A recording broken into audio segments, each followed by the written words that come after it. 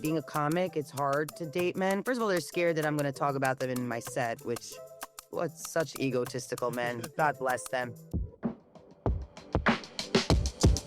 Here, I'll do it like this. Hello. Hello, hello. Gotcha. Welcome to Positively Charlotte. I didn't know I was doing this. And she dead. Sorry, I'm not allowed to say that one. The man, the myth, the legend. Steve-O, how are you? So excited for this edition of Comedy Corner because our guest today, she does it all. She's been a journalist. She has her own podcast, one of the OGs of reality TV, but also she's a comedian. She's got her special coming up at the end of this month in New York City, the one, the only Chanel Omari. Hi, thank you for having me, Alicia. Ryan, how are you? Wonderful, Chanel. I've known you forever, but for the audience down here who might not be familiar with you, tell us a little bit about yourself. Yeah, so, we go way back. By the way, thank you so much for having me. I have been a producer and writer. A lot of people don't realize that was my background, journalism. I went to Northeastern University for the School of Journalism. But I also am a podcast host. I have Chanel in the City on iHeartRadio. But I'm really, the stand-up comedy thing was like my first love. So I always had comedy, within what I did. So whether I produced for like the Maury Povich show or Anderson Cooper, I wrote also for like Comedy Central and, shorts for a lot of NBC Universal stuff. So I think a lot of people think like, oh, one day I woke up and I wanted to do stand-up and that's it. But I've been doing stand-up for like 10 years now, like 10 years plus. And that's actually how I got the opportunity to do the reality show, which is Once Upon a Time, Princesses of Long Island on Bravo TV. Shout out to them. But yeah, that's really, that's my background. I would say and acting as well. I've done a couple of movies. We're working on a romantic comedy coming out as well. So hopefully tune into that. But yeah, it's been a long journey. Stand-up comedy, first love. Do you think, I hear a lot of comedians say that after 10 years is when they really start feeling like a stand-up comedian. Do you think that's true for you? Oh, yeah. I didn't believe it in the beginning. I thought like some comics were just giving me, sometimes they give you a hard time. Like there's a lot of competition. It's very cutthroat. And then I realized what they were saying was like, it's true. You can work so hard or have all these connections and resources, but you got to really hone into your craft and be experienced enough for people to relate to you and have enough experiences to talk about it. And it's a lot of like, my struggle was like a lot of like working at bar shows and comedy clubs and really, performing in front of 6 people or 200 people and still not getting a break, and I realized also a lot of times in this industry, you have to create your own to get that break. And not every network is going to come to you because it's a business. And if you really want it, you need to curate it. And that's where the special came from. I was like, you know what? I turned 40. No one sees me in this industry. Once you turn 40, there's like a typical stereotype of like ageism. And I'm trying to break that mold of becoming positive because I feel 20. People tell me I look like I'm, in my late 20s or early 30s. And I feel it. So I think that as we get older, it's changing. 40 is the new 20. And I was like, screw it. Screw the haters. I'm going to do what I love. And yeah, work on the special at the Cutting Room May 23rd. 40 is the new 20. I hope everyone can relate. But yeah, it takes a long time. I mean, I even if with the special, it's not like you made it, Right. It takes 20 years, really. I mean, Kevin Hart talked about it. He was one of my favorite inspirations. He's amazing. He said, I was doing stand-up comedy before I hit the movies, before I hit the Hollywood scene for like 15 plus years, and the Cellar only noticed him after he became big. The Cellar is like a big, comedy club to pass in New York City, which is a goal. So yeah. Just take a stroke of luck. Yeah. Ryan's going to kill me. I'm going to put you on blast. So this morning, we're looking at like Sports Illustrated, and we were talking about one of the models, and he goes, her husband's old. He's like 40. And I was like, if I didn't say anything. I love you. I was like, oh my God. People think 40 is old, don't they? Come on, Ryan. Saying 40s, I thought 40 was old. I was like 40. When I was 25, I was like, why is this 40-year-old man hitting on me? Meanwhile, my ex is like 56 plus going on dying. And I'm like, things change. In my defense, I had assumed that she was a younger woman that she was with a 40-year-old man. I was like, well, that's a big age difference. But I mean, yeah, I am also a 27-year-old man, so 40, it's a little bit far away from me. 27, can we do a Freaky Friday situation and change bodies? Again. To be 27. Okay, so what would you do again if you were Ryan's age, 27? Oh, that's such a great question. What would I do? well, first of all, what a great age. It was one of my, so I did reality TV actually at your age. I was 26 going on 27. That's when I did Princesses. And it's funny because the reason I even did reality TV, people don't realize this because I had a comedy background. A lot of times, they pick people with personalities or who are really really immersed in that friend group.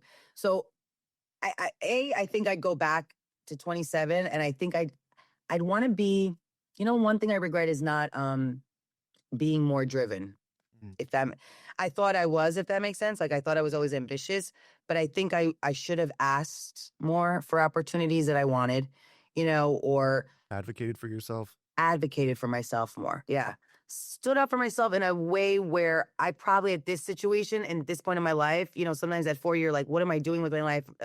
Did I pick the right career? Is my career going anywhere? Sometimes you could be so successful. People think you have it all and you're in your own head. You're saying, did I achieve enough? So that's always a challenge. You said you started your career working with reality, Maury. What was that like? Was that like a good inspiration for comedy? Did you get to take a lot of experiences and bring that to the stage? What was that Oh like? yeah. Oh yeah. The Maury Povich. So I've never really talked about like my experiences, working with him, with the whole baby mama drama and the lie detector test. So now I'm adding that to the 40s and new 20s special of like, how you would think this is why I'm not married because all this traumatized me, you know what I mean? But it was such a good experience because I was able to add humor to like a serious situation or help these people that really needed help, like to figure out who their baby daddy was, you know, they were going through such hard times that like sometimes I'd make them laugh in the green room and I was like, oh, comedy is something that helps me, helps others. It's something I want to implement into like my story, my journey, and people don't realize what I went through behind the scenes, like, paternity tests. Like I had to go with them sometimes, to get paternity tests and really get the results. And I was like, if I had to deal with this, you better believe that I wouldn't be with any man right now. Like I would. They would be in jail right now talking to us, being like, he's not the father, okay? He is not the father. I rarely tell this, but true story. My on-air career kind of began because of Maury Povich. I was at the Associated Press, and I would leave there, I would sneak away and go over to Madison Square Garden, and I would shoot like the outrageous video segments. But I wouldn't tell anybody I was doing it because it was Maury Povich. And I remember all the makeup artists were reading The Secret, like the self-help book, because they were like, we see the worst of society. We have to uplift our spirits. But I would go over there and sneak into those segments and then go back to work. So that's pretty funny. That's so funny. And I remember, I feel like that's how we go that way back. Probably. It's like, people don't realize is like you have to sometimes also be a producer and a writer, to work as a talent, as a great journalist or in front of the camera or as a great comedian. I think people sometimes they don't realize, they think like someone's just gonna come here and make you famous, but there's a lot of dues you have to pay, a lot of writing, a lot of relatability. And that's one thing, right? Because like you don't want to divulge the secrets of Maury, but he's also cool where he understands that you're going to have to share the reality of like the experience. It was a great experience for me. I loved doing it. I loved, producing and writing for them and just the reality of it, Let's talk dating. Yes. Oh, What's dating like at 40 for you? if you thought it was hard in my 20s, let me tell you something. Let me Got tell Riley you to look something. forward to. Hopefully he's married by then and he won't have to be in these Fingers streets like us. crossed. Yeah. Fingers crossed. Listen, a lot of men like Ryan's age like me, but the men 40 over, they're like, honey, you got to be 25, which is funny because I feel 25. I was like, I'm more 25 than the 25-year-old girl that you went for with the fake lips, okay, and the Botox and the no expression, and you're going on 25, going on 40. That you see what I'm saying? So it's like, for me, dating's been hard because it's a lot of younger guys want to go for me, and I want to date age appropriately. So for me, I always say to people, my advice is date someone who's appropriate for you, age-wise, emotionally, So it's been hard, honestly. Being a comic, it's hard to date men because I think they're scared. First of all, they're scared that I'm going to talk about them in my set, which, what's such egotistical men. God bless them. God bless them. As I tell everyone that they're in my basement currently. Anyway, no, I'm just kidding. But they're very, it's hard. It's hard to date in New York City. We've talked about this too, Alicia. Like I come to you for a lot of advice. Like I was like, girl, this is hard. I don't know what to do. I mean, I go on these these dates and they're just like, check, please. I'm the man. I'm paying the bill. I'm opening the door, the car door. All right, listen, I can't do this anymore. You know, feminism is one thing, but like taking advantage is another. Right, I'm gonna take myself. I'm tired. I'll just take myself out. You know, yeah, you start getting tired. They exhaust you. These men are starting to be gold diggers. They're the princesses. You know what I mean? I need to They're get like, with "Where are this my life. flowers?" I'm missing out on Ryan's this. trying to be a sugar baby. Yeah, we're these Sugar older babies. women that would pay for my dinner. Oh, they're out there, They're out Ryan. there, Let me Ryan. tell you something. With a handsome man like Ryan, they'd be like, Saint-Tropez, where's the jet? And I'm Listen, sitting here ladies, I'm like, wait, free. I could have been with a billionaire because in your 20s, you're like the hottest. You're the sugar baby. You're the sugar baby. You don't even realize. I don't want people out there who are listening to the youngins.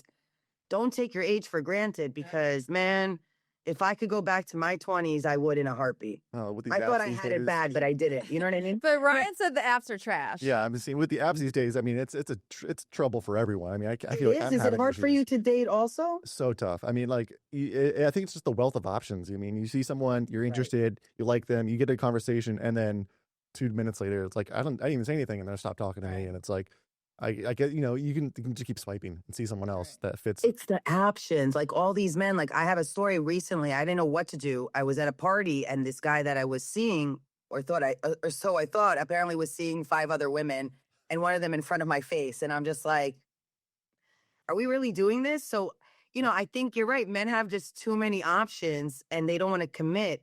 Especially someone like me who's old fashioned, they could see the thirstiness of like, it's not desperation, but just like I'm very committal. I Right. need a man who's going to commit. That's what I People, know. they're scared of the hard work, and Right. then once the hard work is like, oh, I can just keep swiping and find someone that won't make Right. me do all, won't But make me isn't that friend hard run. work? Isn't It that is. hard Well, work it is. to It's- swipe your... It's all mental, it's like it just gets exhausting after a while. It's all It the same. does. Yeah. Okay, so tell us what else we can expect from your special. Yes. Okay. So we're going to talk about a lot of my dating stories, my nightmare dating stories, why I'm still single at 40, which is not a bad thing. I think, it's different. 2026, we're in a new era, and I also talk about just in general, like comedy being a boys club and kind of how funny it is. I have a joke about, I know I sound and look like, if Joe Pesci and Barbara Streisand had a baby on steroids, okay? Like, fancy way of saying I'm Jewish on the spectrum. Meet me in the parking lot. You're not gonna laugh? Meet me in the parking lot. So it's like, everyone thinks it's a boys club, and I come in here with my, being myself, unapologetically myself is really the message of this special. At any age you are, as a woman, as a man, I think being authentically yourself, whether you're pissing people off or not, should be okay. It's like, that's the message of the special. And like, not letting people tell you, oh, you're too old to do this, or you're too old to dream, or you're too old to do comedy, or you're not funny because you're 40. Look, you could be 25 and not be funny. It's just a matter of like believing in yourself and really pushing that hate away, the noise away. Well, for those who cannot attend in person, give us a little preview of what we can expect. Maybe tell us one of your dating stories. Oh, yeah, that's a good one. Oh, also, by the way, we might have also celebrity drop-ins, but it won't be announced. It's you. I know there's going to be celebrity drop-ins. Can you see some It's Oreo? She knows me, right? Maury, we're trying to get in. She is not the father. Imagine, like, I get pregnant. That'd be a beautiful Oh, that'd miracle. be, girl, Like, it could happen. and then we just Full don't know who circle. the dad is, so we Yeah. announce it at the special. Yeah. That would be Full great. circle. Full Yeah. circle moment. All of a sudden, like, Ryan's the dad. He's like, wait, we were just on Zoom. I mean, I don't. It works that way? Whoa. Wow, technology's really I'm the bad. godmother. And you're the godmother for sure. Oh my God, you'd be such an amazing godmother. She's already a great mother. So Thank you, Ryan. Thank you. Thank you. I would say like the dating. So I have a joke also.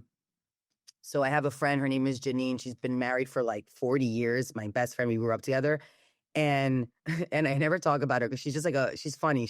I ask her like, what's the secret to a long successful marriage, like dating, and she's like, honey, it's called he doesn't talk. I don't know if I could curse, but like, he doesn't talk. He has a muzzle on his face and he got no words, meaning like, this, she's saying like, my husband never has an opinion. I get Botox. I never have an expression. And that's the secret, and I'm like, wow, I can't even keep a man for more than a minute. Facades in my basement. Right? So it's like a Lifetime movie, my dating life. It really is. It's like, I'm the girl that's, you know, you see me and you're like, oh, she's like the girl next door. I think I could relate to her. And then I kind of have like this gangster, like, you know, New York out loud attitude that I don't think we should apologize for, you know. I think there's someone for everyone, right? And I hope to find my love. I hope, you know, Alicia, you know, Ryan, if you know anyone. Girl, I don't know. Me? I don't know. He's like, I'm married. I'm not even married. I wish I could like. Oh, you're looking. We're all struggling. Yeah, we're all struggling three of us are on the We're struggle all bus struggling together. together. How is this possible? It's You tough two out there. beautiful people. Thank you. Do you think as you get more successful, though, it's harder? 1,000%. It is. Listen, I'm down here without any success, You're and it's such tough. so stupid. It's just, I just think in general, people don't see relationships like they used to. Like people just want their options. People are flaky. Mhm. It's a lot of casual dating. Yeah, A it's lot of what men have casual. told me is like, and that's part of the special too. That's so funny. Like, oh, let's just keep it casual. Oh, and it's like, but he's telling you he loves you, Right.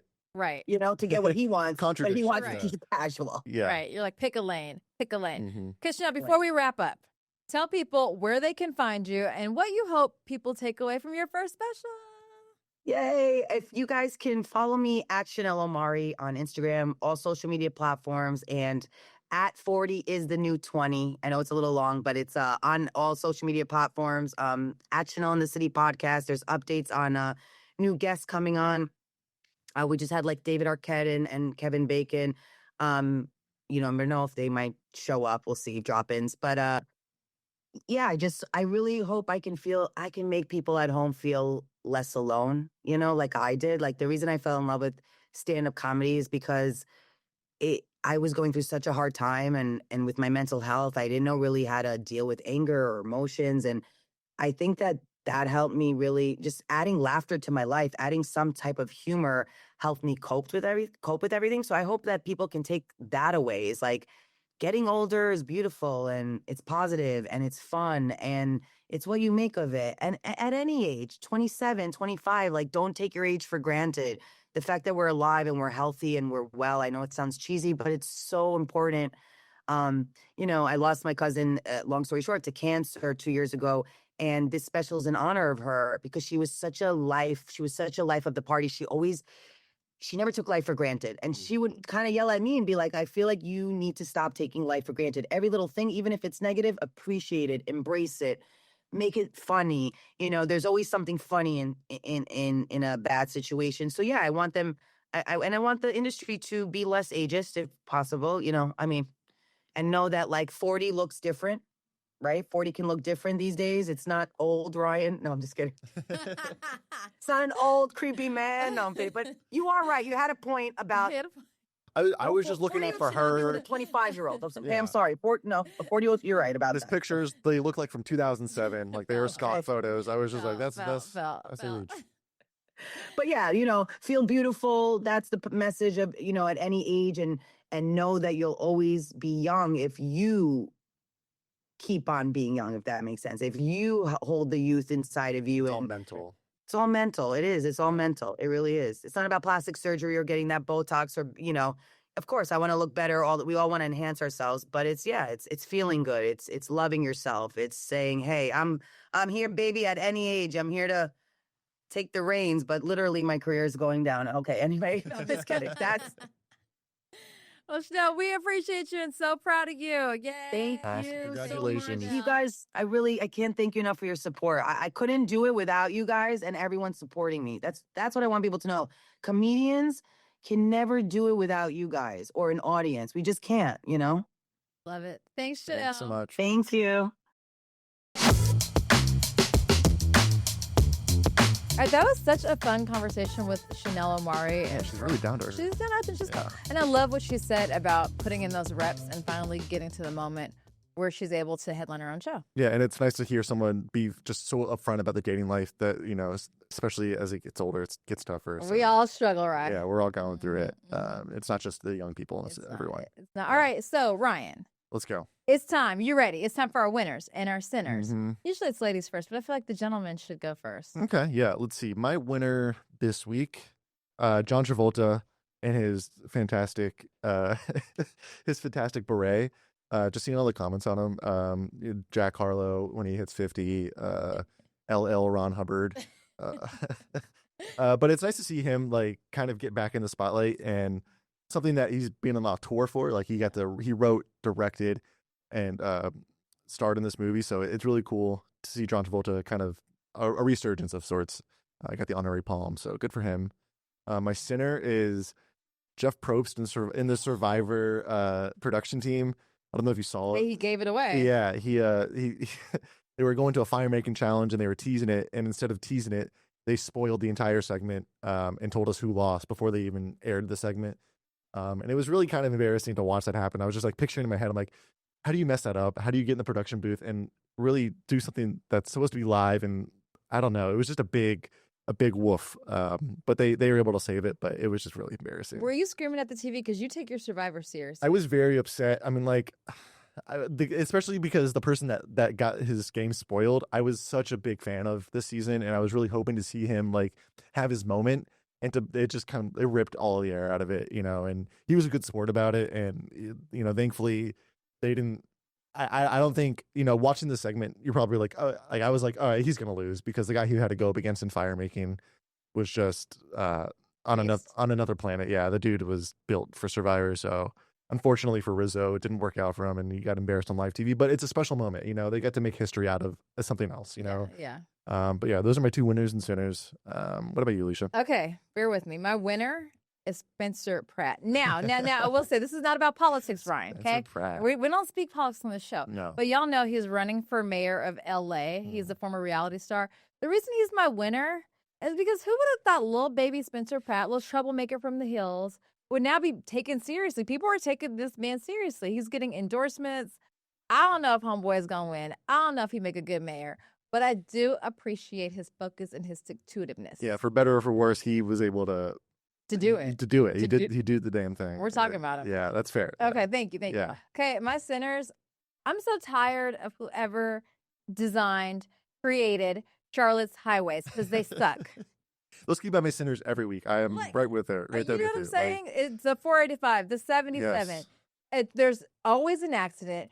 There's always crazy traffic. You can't get anywhere. It's not set up for anyone to be successful. I like my exit to go to work. I live in Uptown, and I have to cross 5 lanes in the span of 3 seconds if I want to take just the normal way that the GPS tells me. Right. And it's like, I'm risking my life to go to work. Life and limb. It's like, why haven't we figured this out yet? The city's been around for, I don't know, 100-something years. We could make this a little bit easier for everyone, But Ryan and I have the solution. We need better public transportation because we're tired of showing up to work stressed out, late, stressed out. Let's get a monorail going. Yeah. Let's expand this light rail. We could get there. We as a city, I believe in us. I believe in us. Nonpartisan. Yeah. That's all we got, you guys. Thank you so much for tuning in for this week's episode of thanks Comedy. Chanel Omari. Chanel. Yeah.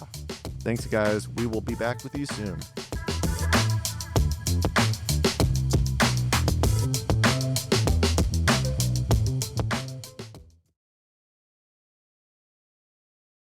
Queen City News Plus. Just search Queen City News on your smart TV's app store.